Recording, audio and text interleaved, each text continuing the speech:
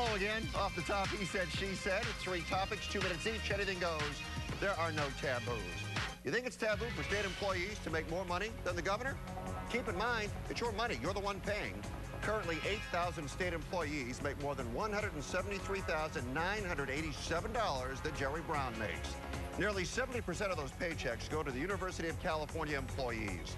Except for those employees. State Senator Joel Anderson is proposing that no state employee is paid more than the governor. And he is asking the UC regents that oversee the schools to enact a similar cap for its employees. Our contributors, Doctor of Social Ethics Charlotte Laws, and the former editor of the LA Daily News, Ron Kaye. Our pictures are furnished by Skype. And Charlotte, I'll start with you. Should any state employee be paid more than the governor?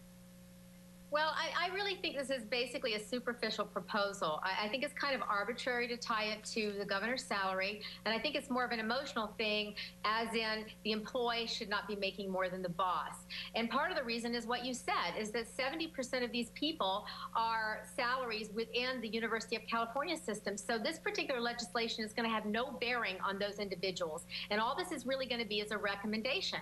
In fact, many of those people are in the athletic departments, coaches, and making $1.5 million or $2 million a year. And but Charlotte, let me jump in. But those people are also supported by boosters, so their base could be $173,000. But then they're with boosters and endorsements, they could make $2 million. Well, I don't know. What I've read is they've done studies, and they find, for example, Bloomberg did a study on universities and found that the athletic departments at 53 schools, they studied those, and about 46 of those were in the red and taking a lot of money out of the general fund in order to keep those programs going. So, so I'm not sure that's really, that they're really doing as well as you think. But I think the real problem has to do with the pensions and with the benefits and with what the politicians are doing. You have permanent unions and temporary politicians, and the politicians can't see past the end of their term. So they're saddling the taxpayer for half a century with these debts. And maybe the solution is that when they're negotiating with unions, when it comes to these salaries, et cetera, and benefits, that maybe they're only in place for that term. And then it's a clean slate, and you start over, and the new politicians come in, and then they have to renegotiate. All right, maybe Ron, something like that. Charlotte, let me jump in. Ron, what do you think about this? Well, don't you just love politicians? The problem is government costs too much and delivers too few and too good quality services.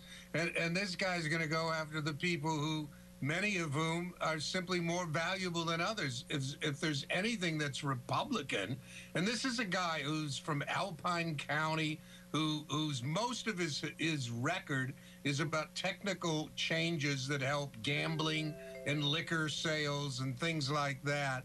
And he's going to fix the fundamental problem of a $10 billion, $20 billion budget deficit by capping it at the governor's salary. Maybe the politicians aren't worth what we're paying them, including him. Well, maybe that's the core of the problem, and then we'll have contracts with city workers and pay people what they're actually worth. This is so ridiculous as to make you laugh. A lot of people might agree with you on that, Ron. Let's move on. How much is that puppy in the window? There won't be puppies in the windows in Irvine. City of Huntington Beach may follow suit. City Council considering banning commercial sales of dogs, cats, and other domestic pets. The feeling, pet stores get their animals from puppy mills or other inhumane facilities. Many people believe if you want a pet, go to a shelter and save one. That makes perfect sense. Then again, this ordinance would put some people out of business. Companies like PetSmart that hold animal adoptions would still be allowed to sell pets. Ron, is this a good idea, or is the City Council overstepping its authority? Well, it's the same point, Fred. They're not fixing the problem. Do something about puppy mills and the people who sell the puppies from puppy mills. Don't just take away somebody's business. Let's pretend I've got a great business with great breeders. I'm very careful, selective. I have high-quality pets for sale, and you're going to put me out of business? But PetSmart is okay? I mean, this doesn't make any sense. This is like corporations are good and little people who have integrity are bad. They aren't fixing the problem. They're doing a feel-good in affluent communities where people love to feel good without actually solving anybody's problems. And that's just another example of this kind of nonsense. I mean, license them, hold them to standards, but don't pretend you're fixing the problem by putting little guys out of business. Makes sense. But Charlotte, do you agree with him? Oh, I totally disagree with you, Ron. First of all, most of these pet shops, I mean, it's like almost 100% of these animals come from puppy mills. And I'm very encouraged by this. And there are lots of cities that have already put this in place, more than just the ones that Fred mentioned. There's Albuquerque and Toronto, and it's happening all over the country. And it's very encouraging, not only with the legislatures doing this, but you also have the mall management. You have the leasing offices. In many malls are saying, you know what, you have to bring in animals from the shelter, and you can sell those animals, but you can't be taking other animals for sale. And we have these vulnerable creatures. About 500,000 animals in the shelters are killed every year in the state of California at a taxpayer cost of $250 million. But Charlotte, and 25% of the animals in the shelters are purebred. Charlotte, let me jump in, because it begs two questions. First of all, could an independent pet store be on the up and up? And second, is this a law that would say we have too many pets dying in shelters, or are we saying the pets coming from pet stores come from puppy mills? Because I think you're blending the two together here. Well, I actually think that you shouldn't be able, even from a reputable breeder, you should not be selling animals when you have animals dying right and left. I mean, I was online looking at Chihuahuas, which are $800,000 online.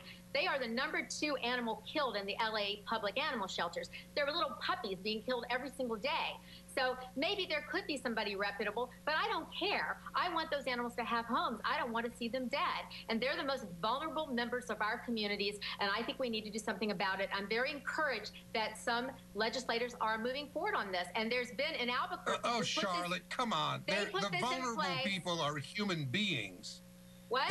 And the breeder who LA has put in charge of animal services has killed more dogs and cats than anybody before. Well, we're not talking about animal services. We're just talking about the pet shops and what's going on in the malls. And actually, I went over to the West Side Pavilion. Charlotte, 15 seconds. Go. 15 seconds. Finish it up. They actually were doing this experiment. They had a little shop set up in LA at one of the malls, and they had animals coming in from LA Animal Services, and people would come in and adopt. I mean, it's a wonderful model, and I want to see that continue. And in Albuquerque, it's been very successful. They put it in place in 2006, and they've had increased adoptions and fewer animals euthanized. So I'm very encouraged and very happy about this policy. All right, got to go.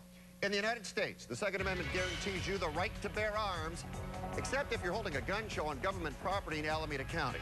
In 1998, there was a shooting at the Alameda County Fair in which 8 people were injured. After that, the law became no guns on government property in Alameda County. 2 gun show promoters have filed suit, and a federal appeals court will hear the case in May. You can understand the county's position after what happened. You can understand the promoters' position given their constitutional rights. Charlotte, you are hearing the case. How do you rule here? Well, I understand the right to bear arms, but what I really support is the right to arm bears. Perfect, Charlotte. But actually, on this case, I do actually support the county on this. And the Supreme Court makes allowances for sensitive locations, so you can ban guns in schools or courthouses or public buildings. And this is these are fairgrounds. There are a lot of people there, and it's a public safety issue, potentially. That's why law enforcement is on the same side as the county on this particular issue. And so I think that's wholly reasonable. In addition, this particular law has a provision where you can have a gun as long as the gun is disabled, as long as it's tethered to a table or within the control of one of the authorized participants of the fairground. But these people are saying they want to hold their gun show, and they're not being allowed to. Well, that's actually not true, because in court, they were in court on Monday, and the whole tethering thing came up and said, can't you have a gun show? The judge said, can't you have a gun show with it tethered? And they go, well, I guess we could. And so the judge said, well, then go home. What's your problem? I mean, that's what actually happened in court. So I think this whole case is completely unreasonable. And, you know, so I sympathize with the county. I think it's fine. I don't think it's unreasonable to say you can't have loaded guns that people can grab and run around and kill people. I think that's completely reasonable. Charlotte, maybe Alameda County, with its huge murder rate, particularly with guns, ought to do something about guns instead of pretending because of one incident at a gun show some time ago that they just don't let the gun show use your facilities, is what they're saying. Yeah, you could use a private facility. But the fact is, there is a huge problem with guns. My own belief is you know, we really don't need a lot of guns in our society. It isn't guns that kill, it's people. And people make decisions to use guns because they're handy and they're deadly and they're stupid and they're not being used appropriately. And this is another publicity stunt. It's a pretending we did something about a problem, but they didn't do anything about it. And the gun advocates are going to win this fight because they have as much right to do business and to do their affairs at this point as anybody else. Ron. And this is just another phony game played by government that isn't doing anything to solve a problem. All right. And with that, Ron, Charlotte, put it in the holster. We'll talk to you next time, all right? Okay. See ya. Thanks a lot. Okay. Bye-bye. There is only one man I would vote for to be president. Man, I wish I hadn't said that. If you're so smart, prove it. Contact NBC Filter on Twitter or Facebook, or send an email to thefilter@nbcuni.com. We care what you think, but if we don't like it, we'll filter you.